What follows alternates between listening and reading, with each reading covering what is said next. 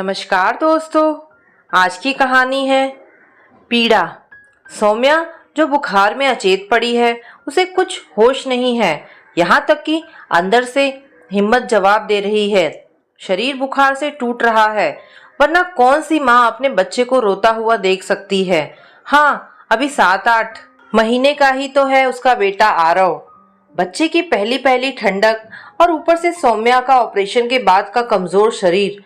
ना तो उसने खुद की सही से देखभाल की, पूरा टाइम बच्चे के साथ ही परेशान रहती। रात रात भर जागती, उसकी मालिश, फिर सारे कपड़े धोना। तब तो डायपर भी नहीं होते थे, क्योंकि बाकी सब काम तो सभी कर देते, पर बच्चे को तो उसी को संभालना पड़ता। उसके बाद घर के सारे काम। आखिर बड़ी बहू है घर की, सास ससुर ननद देवर सभी का ख्याल उसी को तो रखना पड़ता। बदले में सभी प्यार से बोल देते, इसी में वो खुश रह लेती थी।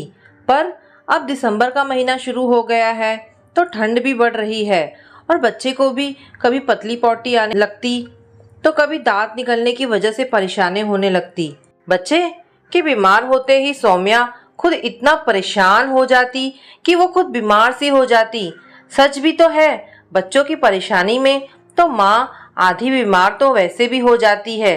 पर कल से ही सौम्या को तेज बुखार आ गया। जब बुखार ज़्यादा तेज हो गया तो डॉक्टर को दिखाया।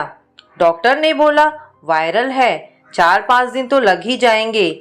2 ननद भी हैं सौम्या की, बड़ी ननद की शादी भी है 2 महीने बाद।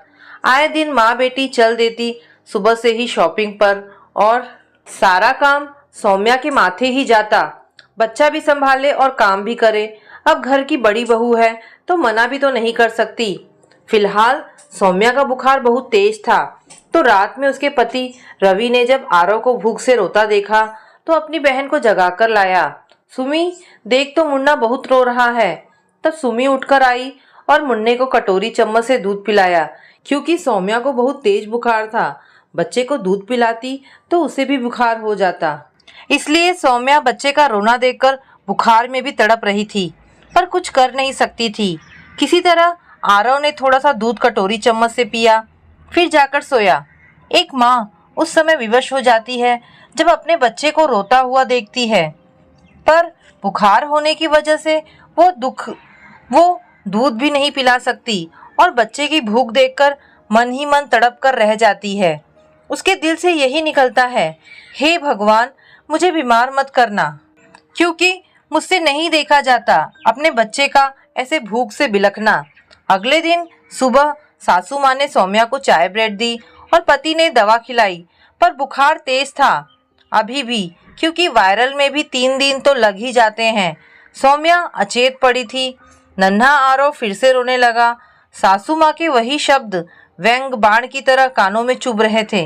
अरे बहू, ऐसा कौन सा बुखार है जो तुम्हें अपने बच्चे का अभी होश नहीं है?